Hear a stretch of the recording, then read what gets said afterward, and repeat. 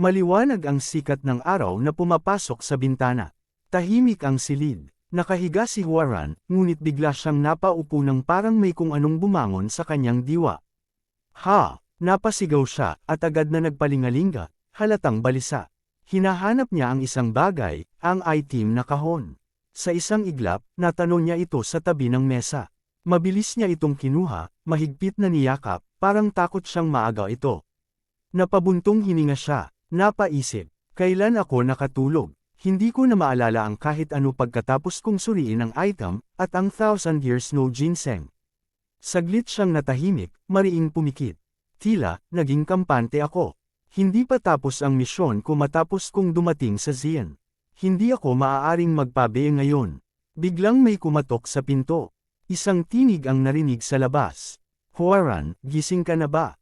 Sumagot si Huaran. Opo, uncle, sandali lang. Napahawak sa balbas ang matanda.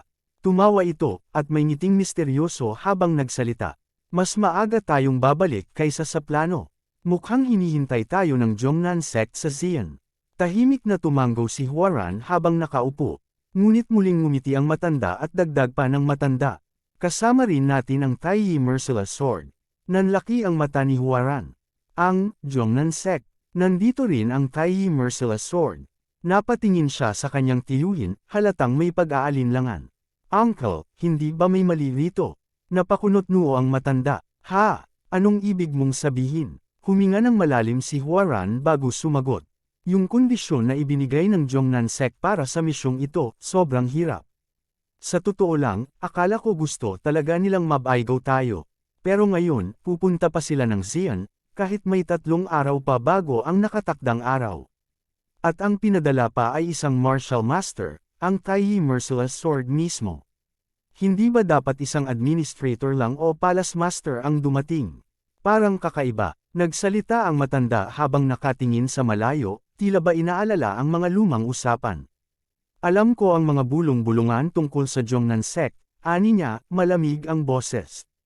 Totoo ngang nagdadalawang isip sila sa atin dahil nais nilang palaguin ang sarili nilang escort agency. Sumeryoso ang mukha ni Huaran, ngunit nagpatuloy ang matanda. Pero tinanggap natin ang kondisyon, at mahusay nating naisakatuparan ang misyon. Mabilis siyang tumingin kay Huaran at muling nagsalita. Matatapos na rin ang lahat kapag naipasa na natin ang mga gamit. Isa sila sa 10 dakilang sekta, hindi nila kayang suwayan ang kontrata. Ani pa ng matanda, bukod pa riyan, hindi ba't dahil din ito sa senior disciple ng Taiyi Merciless Sword kaya nila gustong makuha ang 1,000 years no ginseng? Tila ba may tinatagong dahilan ng bawat kilos ng kalaban? Sigurado akong gusto lang niya itong makuha agad. Huwag mo nang masyadong isipin pa, dagdag pa ng matanda, na parang batid na ang mga bagay na hindi pa sinasabi ng iba.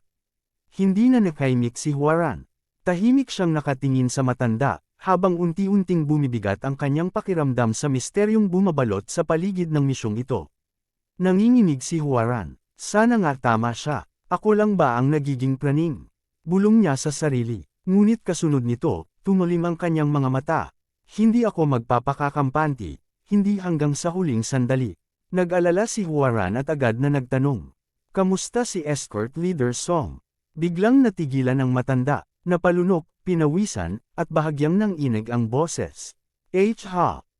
Well, bulong niya, pilit na ngumingiti pero halatang may mabigat na tinatago. Napaubo ang matanda, sabay seryosong nagsalita.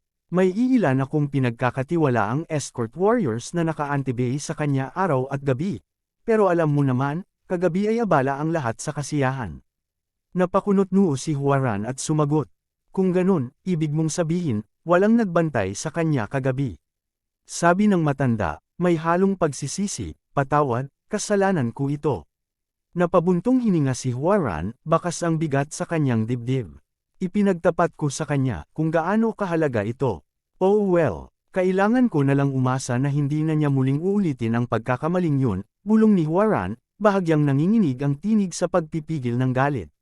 Ngunit hindi niya napigilan ang init ng damdamin, napatitig siya ng matalim, nanlilisik ang mga mata, at mariing nagtanong. Saan gustong makipagkita ng Zhongnan sect? Sa loob ng Wisteria King Pavilion. Maraming bantay na escort warriors ang nakapalibot sa lugar, mahigpit ang pagbabantay, handa sa anumang banta. Ngunit sa di kalayuan, maaninag ang tatlong figure, tahimik silang nakaupo, walang nagsasalita, walang gumagalaw, tanging ang malamig na hangin at ang tensyon sa paligid ang maririnig. Tahimik lang na nakaupo si Hyuk-sup, nakayuko, parang pasa ng bigat ng mundo sa kanyang balikat. Wala siyang imik. Sa katahimikang yun, ramdam ang bigat ng kanyang damdamin, tila may bagyong pilit niyang itinatago sa loob. Namutla at pinagpapawisan ang katulong na lalaki, halatang takot na takot siya, at bawat galaw niya'y may kaba, tila anumang sandali bibigay ang kanyang tuhod sa tindi ng tensyon sa paligid. May galit sa mga mata ng matanda habang dahan-dahan siyang uminom ng mainit na tsaa. Bawat lagok ay tila pagsupil sa nag-aalab na damdamin, parang sinusubukang pigilan ang sarili na sumabog. Ngunit baka sa kanyang mukha, hindi magtatagal, paputok din ang kanyang kinikimkim na galit. May galit na nakatitig ang matanda, tila ba bumabaon ang kanyang mga mata sa kaluluwa ng kaharap. Nanginginig ang kamay ng lalaki habang hawak ang mainit na tasa ng tsaa, animoy kahit ang init nito'y walang sinabi sa bangis ng titig ng matanda. Tahimik ang paligid, pero ramdam ang tensyon sa bawat hinga. Mula sa boardwalk, tanaw ang malinis at kumikislap na ilog, payapa, tila walang bahid ng kaguluhan. Sa kalagitnaan nito, isang bangka ang marahang inaanod ng agos. Sa loob, isang babae ang nakaupo, tahimik, habang ang hangin ay marahang humahaplos sa kanyang buhok. Sa gitna ng malamig na simoy ng hangin, dalawang lalaki ang tahimik na naglalakad sa daan. Binasag ng isa ang katahimikan. Narinig mo ba? Nandito raw ang Taiyi Merciless Sword ng Jongnan Sect. Biglang napahinto ang kasama, at halos di makapaniwala. Taiyi, Merciless Sword, tanong niya, bakas ang gulat sa kanyang tinig. Bakas ang gulat sa mukha ng lalaki, parang sandaling tumigil ang kanyang paghinga. Napalingon siya, at may halong kaba ang tanong. Anong ginagawa niya rito? Nagkatinginan ng mga lalaki, bakas ang pagkalito sa kanilang mga mukha. Biglang nagsalita ang panot na lalaki, may halong inis at kaba ang tinig. Paanong malalaman ko? Kasabay noon ay may narinig silang bulong. May nakakita raw sa kanya, papunta sa Wisteria King Pavilion.